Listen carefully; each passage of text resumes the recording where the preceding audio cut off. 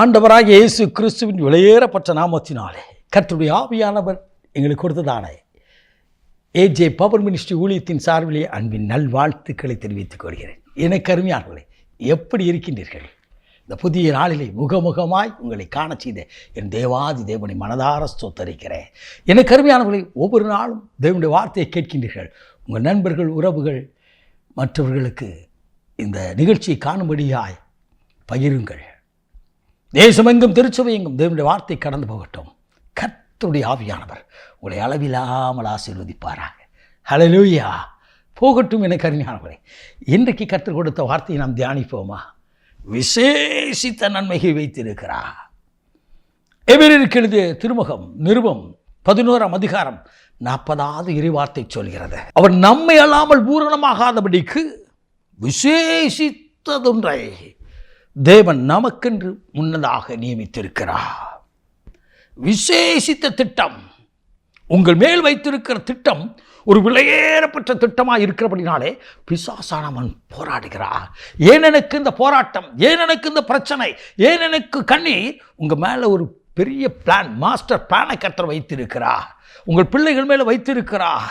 இந்த காரியத்தை குறித்து படிக்க வேண்டும், இந்த வேலை பார்க்க வேண்டும், இப்படிப்பட்ட காரியங்களை தேசத்தில் என் பிள்ளைகளை உயர்த்த வேண்டும் என்று சொல்லி தேவன் ஒரு விசேஷித்த திட்டம் ஒன்றை உங்கள் மேல் வைத்திருக்கிறபடினாலே கட்சிக்கும் சிங்கம் போல் எவனை விழுங்கலாம் என்று சொல்லி அலைந்து திரிகிற பிசாசானவன் போராடி கொண்டிருக்கிறான். ஆனாலும் யுத்த சிங்கம் உங்களோடு கூட இருந்து ஜெயத்தை கொடுப்பார்.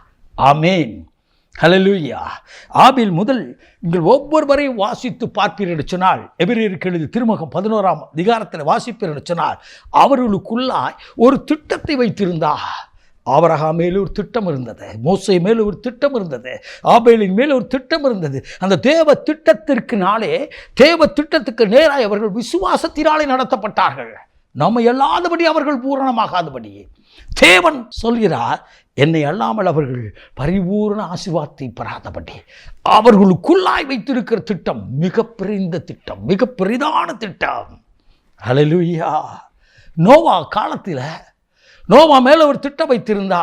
நோவா நீதிமானாய் இருந்தபடினாலே அவர் அழிக்கும்படியாய் கடந்து வரும்பொழுது நோவாவுக்கு தன்னுடைய திட்டத்தை வெளிப்படுத்தினா. நோவா பேழை செய்யும்போது எத்தனை பேர் கேலி செய்திருப்பார்கள், எத்தனையோ நபர்கள் அந்த பேழைக்காய் உதவி செய்திருப்பார்கள், வேலை செய்திருப்பார்கள். ஆனால் வேலை செய்து பணி செய்தவனெல்லாம் வெளியே நிற்கிறான். தேவ கட்டளைக்கு கீழ்ப்படிந்தவன், தேவ திட்டத்துக்கு நேராய் வந்தவன், விசேஷித்த நன்மையை மேல் வைத்திருக்கிறார் என்று சொல்லி அறிந்த தேவ மனிதனாகிய நோவாவின் குடும்பம் அந்த பேழைக்குள் பாதுகாக்கப்பட்டது. திட்டம் வைத்திருக்கிறது உண்மைதான், விசேஷித்த திட்டம் வைத்திருக்கிறது உண்மைதான்.